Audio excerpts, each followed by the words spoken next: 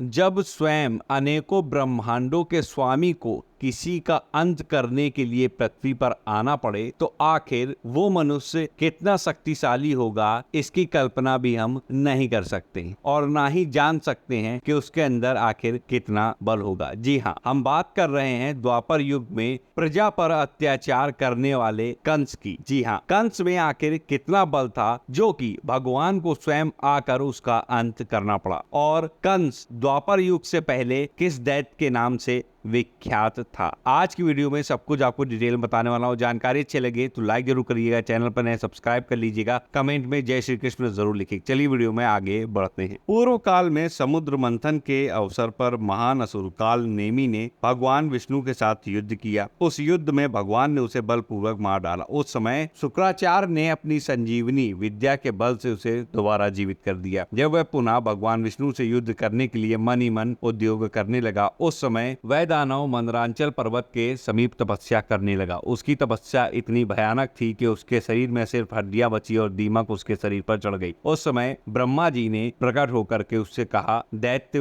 वर मांगो। तब उसने कहा कि हे ब्रह्मा जी, इस ब्रह्मांड में जो जो महाबली देवता स्थित है उन सब के मूल भगवान विष्णु है। उन संपूर्ण देवताओं के हाथ से मेरी मृत्यु न हो। तब ब्रह्मा जी ने कहा, तुमने ये जो वर मांगा है ये अत्यंत दुर्लभ है। किसी दूसरी समय तुम्हें ये जरूर प्राप्त हो सकता। मेरी वाणी कभी मिथ्या नहीं हो सकती है। इतना कहकर ब्रह्मा जी अंतर्ध्यान हो गए। फिर वही कालनेमी नामक असुर पृथ्वी पर उग्रसेन की स्त्री पद्मावती के गर्भ से उत्पन्न हुआ। कुमार अवस्था में ही वह बड़े बड़े पहलवानों के साथ कुश्ती लड़ा करता था, जिसका नाम कंस था। एक बात की बात है, जब जरासंध दिग्विजय के लिए निकला और यमुना नदी के निकट उसने अपनी छावनी का डेरा डाल दिया, उस समय उसके पास कुवलयापीड नामक एक हाथी था जिसमें 1000 हाथियों के समान शक्ति थी। अचानक वह हाथी सभी शिकलों को तोड़ता हुआ शिविर से बाहर दौड़ चला गया और पर्वतों को तोड़ता फोड़ता हुआ उस रंगभूमि में जा पहुंचा जहां पर कंस कुश्ती लड़ रहा था। उसके आने पर सभी लोग भाग गए। कंस ने उसे आया देख उस हाथी की सूंड पकड़ी और पृथ्वी पर पटक दिया। इसके बाद कंस ने उसकी सूंड पकड़कर वहां से 100 योजन दूर उसे फेंक दिया, जहां पर मगधराज जरासंध की छावनी बसी हुई थी। उस अद्भुत बल को देखकर जरासंध अत्यंत प्रसन्न हुआ और उसने अपनी पुत्री अस्ति और प्राप्ति नाम की दोनों कन्याओं का विवाह कंस के साथ कर दिया। कंस द्वंद्व युद्ध का प्रेमी था और अपने बाहुबल के मत से अकेला ही द्वंद्व युद्ध के लिए उन्मत्त रहता था। उसने माहिष्मती नरेश के 5 पुत्रों को अकेले ही मल्ल युद्ध में हरा दिया और उन सबको अपना सेवक बना लिया था। इस प्रकार प्रवर्षण गिरी पर एक